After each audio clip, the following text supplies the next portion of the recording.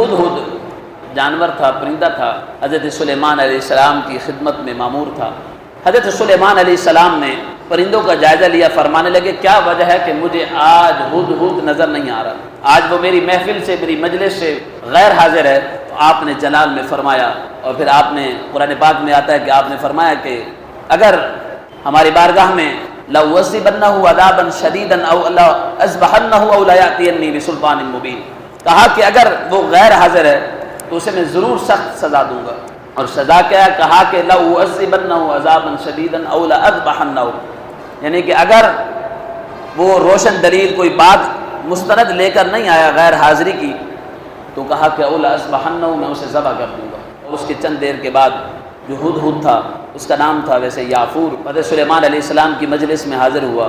تو حضرت سلیمان علیہ السلام نے فرمایا اگر تم کوئی روشن بات، کوئی مستند بات نہیں لے کر آئے ہو تو تمہیں میں ضرور سزا دوں گا۔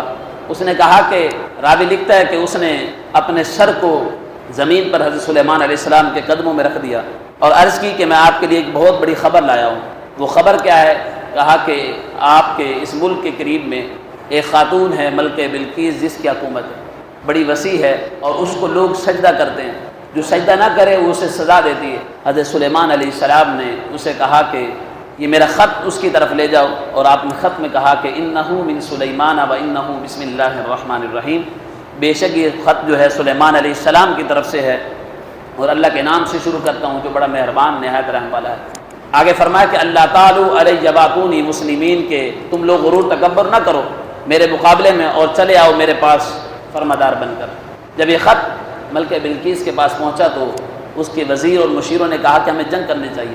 اس نے کہا نہیں۔ اس نے کہا کہ اگر جنگ کی تو کہیں ایسا نہ ہو کہ وہ ہمارے ملک کو تباہ و برباد کر دیں۔ اس طرح کہا کہ انہوں نے خط لکھا ہے کہ لگتا ہے کہ وہ بادشاہ کے ساتھ نبی بھی ہے، کیونکہ آپ نے فرمایا تھا نا کہ انہ من سلیمان و انہ بسم اللہ الرحمن الرحیم، کے غرور و تکبر نہ کرو بلکہ ہمارے فرمانبردار بن جاؤ، یہ نبی ہی ایک بات کر سکتا ہے۔ تو حضرت سلیمان علیہ السلام کا خط پڑھ کر اس نے تحفے تحائف بھیجے۔ جب تحفے تحائف بھیجے اس نے کہا کہ اگر وہ تحفے وہ قبول کر لیں گے تو گویا کہ وہ بادشاہ ہیں، نبی نہیں ہیں۔ اگر وہ تحفے قبول نہیں کریں گے، مال و زر نہیں لیں گے، تو کہا کہ وہ نبی ہیں۔ جب اس نے 400 غلاموں کے ساتھ، 400 باندیوں کے ساتھ اس نے کافی کثیر جواہرات، قیمتی سامان دے کر حضرت سلیمان علیہ السلام کی بارگاہ میں بھیجا، تو حضرت سلیمان علیہ السلام نے اس سامان کو ریجیکٹ کر دیا۔ جو واپس پلٹے تو حضرت سلیمان علیہ السلام کی بارگاہ میں ملکہ بلقیس جو ہے اس نے حاضری کا ارادہ کیا۔ جب وہ چلی تو راوی لکھتا ہے کہ 3 میل فاصلے پر جب وہ پہنچا اس کا لشکر ملکہ بلقیس کا، تو حضرت سلیمان علیہ السلام نے اپنے مجلس میں فرمایا، کہا کہ کوئی ہے ایسا کہ جو ملکہ بلقیس کا تخت ہے، وہ تخت کیا تھا؟ کہا کہ 30 ہاتھ اونچا تھا، 40 ہاتھ چوڑا تھا، تخت جو ہے وہ سونے سے جواہرات سے لدا ہوا تھا، بہت بھاری تخت تھا۔ تو حضرت سلیمان علیہ السلام نے فرمایا کہ کون ہے کہ جو اس تخت کو ملکہ بلقیس کے پہنچنے سے پہلے پہنچا دے؟ اور وہ سفر کتنا تھا؟ کہ کہا کہ 2 مہینے کی کم از کم مسافت پر تھا، اور ملکہ بلقیس کا جو لشکر تھا وہ 3 میل کے فاصلے پر پہنچ چکا تھا۔ آپ کی مجلس میں ایک جن تھا، قال عفریت من الجن انا آتیک بہ قبل ان یرتد من الجن انا آتیک بہ قبل ان تقوم من مقامک۔ اس نے کہا کہ جنات نے میں سے ایک جن نے کہا، عفریت نے، کہ آپ کی مجلس کو برخاست ہونے سے پہلے وہ میں تخت جو ہے آپ کی بارگاہ میں حاضر کر سکتا ہوں۔ تو حضرت سلیمان علیہ السلام نے فرمایا کہ مجھے اس سے بھی جلدی تخت چاہیے۔ مطلب کیا ہے کہ یہاں نگاہ نبوت منظر دیکھ رہی تھی کہ اس جن کے سوا میری مجلس میں کوئی اور بھی ہے کہ جو اس سے پہلے تخت لے کر آ سکتا ہے۔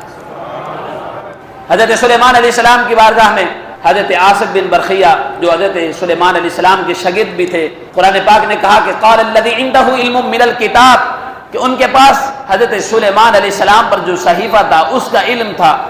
تو اس کتاب کا جس پر علم ہو، جس کے پاس، اس کی نگاہ کا اور اس کی کرامت کا، اس کی طاقت کا یہ عالم ہے کہ حضرت آصف بن برخیہ نے کہا کہ آپ کی آنکھ چپکنے سے پہلے، بند ہونے سے پہلے، کہا کہ جتنا اس میں وقت لگے گا، کہا کہ اس سے پہلے بھی وہ تخت آپ کے قدموں میں پہنچا دوں گا۔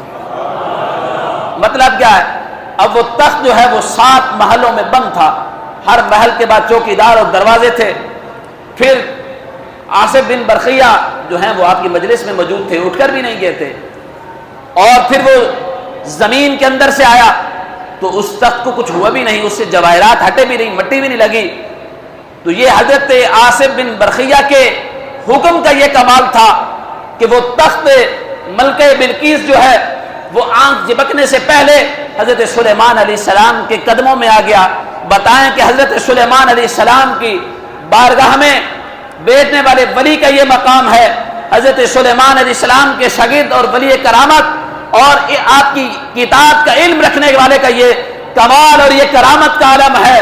تو بتائیں کہ جو حضور پر قرآن اترا ہے اور اس قرآن کا علم سیکھنے والے کی اللہ نے کتنا مقام عطا فرمایا ہوگا۔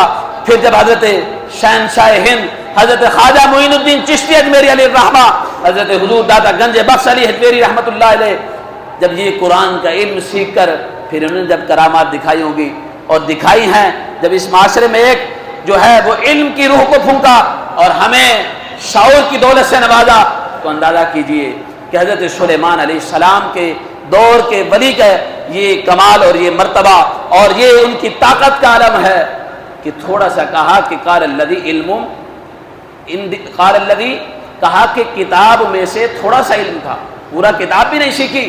تو بتائیں کہ جو پورا قرآن سیکھ لے، اس کے معنی و معارف کو سمجھ لے، تو پھر اللہ اسے کتنی طاقت عطا فرماتا ہے۔